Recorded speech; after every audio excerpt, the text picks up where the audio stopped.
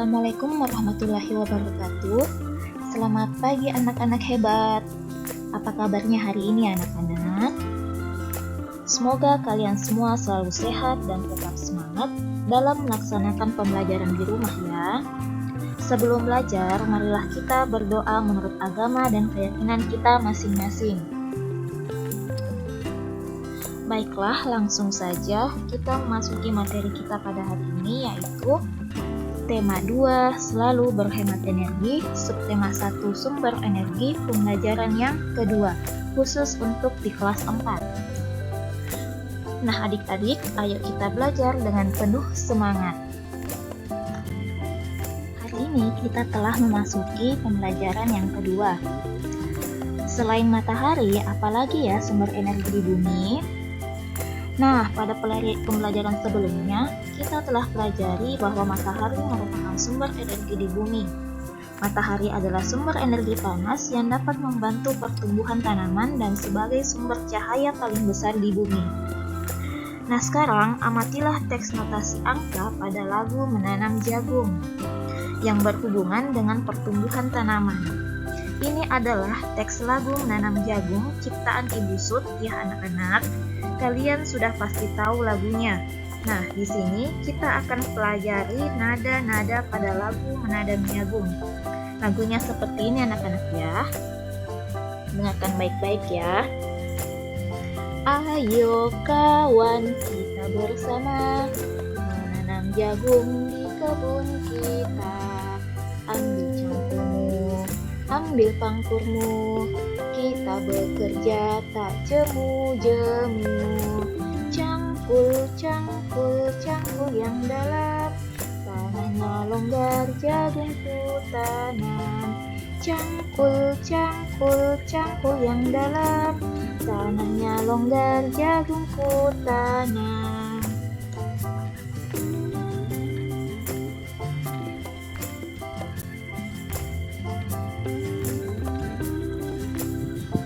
Tahukah kamu tinggi rendah nada? Berikut adalah urutan tinggi rendah nada. Dalam lagu Menanam Jagung tadi ada nada-nadanya ya anak-anak. Nah, satu ini kita sebut dengan nada do.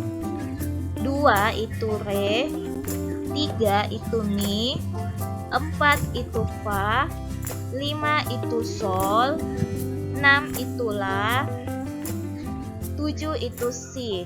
Nah, untuk angka 1 sampai 7 ini kita sebut dengan nada do, re, mi, fa, sol, la, si, do. Maka semakin ke kanan nada akan semakin tinggi. Dalam lagu tadi, kalian bisa menandai yang mana nada tinggi dan nada rendah. Selanjutnya, di rama lagu dalam menanam jagung tadi itu adalah 4/4. Itu berarti menunjukkan bahwa dalam satu birama terdapat 4 ketukan. Satu ketukan akan bernilai 1/4. Di sini ada tanda 2 dan 2 yang disebut dengan re yang mempunyai garis atas. Nah, ini berarti menunjukkan bahwa kedua nada dalam satu ketukan masing-masing 1/8 ketukan. Nah, itu tadi kita telah mempelajari tentang tinggi nada atau birama.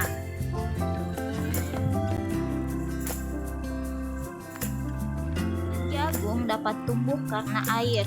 Apakah air juga merupakan sumber energi? Ayo kita cari tahu bersama-sama. Apakah energi air juga termasuk sumber energi? Energi air merupakan salah satu sumber energi. Tubuh kita membutuhkan energi untuk beraktivitas. Tidak hanya manusia, tumbuhan, dan hewan juga membutuhkan air. Selain diminum, air juga kita gunakan untuk memasak, mencuci, mandi, dan lain-lain. Air juga dapat dimanfaatkan sebagai sumber energi, salah satunya dengan menggunakan kincir air. Ini adalah manfaat untuk manusia, untuk mencuci, mandi, menyiram tanaman, dan digunakan untuk minum. Energi bukan hanya untuk manusia saja, tetapi energi juga dibutuhkan oleh hewan dan tumbuhan. Ini sangat penting bagi kita. Setiap orang berhak mendapatkan air yang bersih. Jadi anak-anak, air itu adalah sumber energi dan sangat penting bagi manusia. Lalu, setiap orang berhak mendapatkan air. Nah, di sini perhatikan gambar berikut ini. Di sini terdapat dua gambar. Yang pertama, anak seorang yang sedang minum, dan gambar yang kedua ada anak yang sedang mandi. Mari kita diskusikan secara bersama-sama. Mengapa anak tersebut minum? Anak tersebut minum karena dia sedang haus. Mengapa anak itu mandi? Anak itu mandi karena badannya sedang kotor. Apakah mandi dan minum adalah kebutuhan? Ya, mandi dan minum adalah suatu kebutuhan bagi manusia. Apa yang terjadi jika ia tidak mempunyai air bersih? Jika kita tidak mempunyai air bersih, maka kita tidak bisa menggunakan untuk mandi. Kita juga tidak bisa minum dengan air yang kotor. Maka kita harus mempunyai air yang bersih. Apakah kita semua membutuhkan air?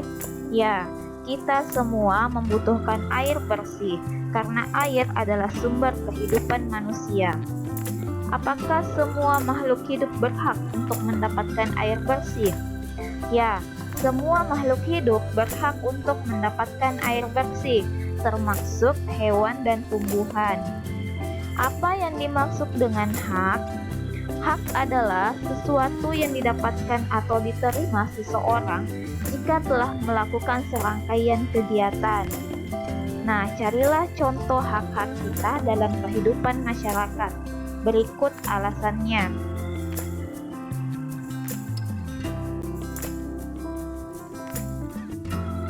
Itu hak, dan apa saja contoh dari hak?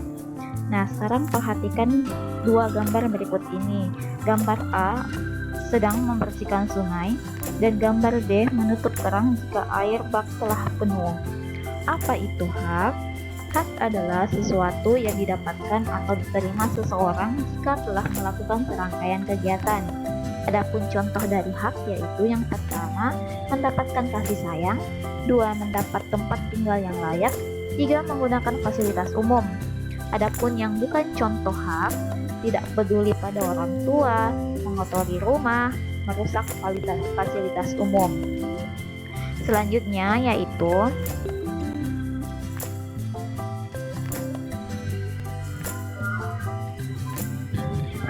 apa itu kewajiban?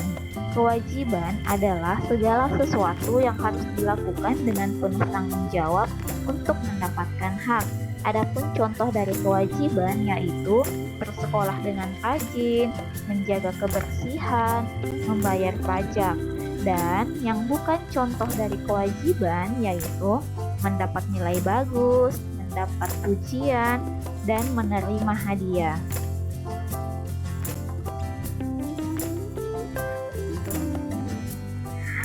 Nah, sekarang perhatikan gambar berikut ini. Ada gambar 1 dan 2. Kita amati gambar 1 yang sedang menyikat gigi dengan menumpahkan banyak air.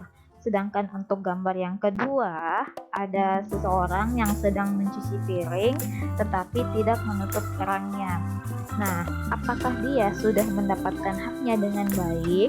Nah, untuk gambar 1 dan gambar kedua itu sudah mendapatkan haknya karena sudah memakai air. Apakah dia sudah melaksanakan kewajibannya? Untuk gambar 1 dan gambar 2 itu tidak memenuhi kewajibannya. Karena untuk gambar yang pertama dia sudah membuang-buang air. Nah, ketika kita sedang menggosok gigi, sebaiknya kerangnya kita matikan dulu agar airnya tidak tumpah-tumpah. Dan untuk gambar yang kedua juga sebaiknya harus menutup kerangnya juga. ketika kita menggosok piring dengan sabun, nah kita sebaiknya menutup kerannya terlebih dahulu. Nah, ketika selesai menggosok piring dengan sabun, maka kerannya kita buka kembali agar piringnya dapat dibilas. Sampai sini paham ya anak-anakku tentang. Nah, anak-anak, setelah kalian menyimak video pembelajaran tersebut, jangan lupa untuk ucapkan terima kasih kepada ayah, ibu, ataupun wali kalian yang telah mendampingi kalian belajar di rumah ya. Tetap semangat anak-anak hebat. Semoga video kali ini dapat bermanfaat bagi kita semua. Assalamualaikum warahmatullahi wabarakatuh. Sampai jumpa lagi.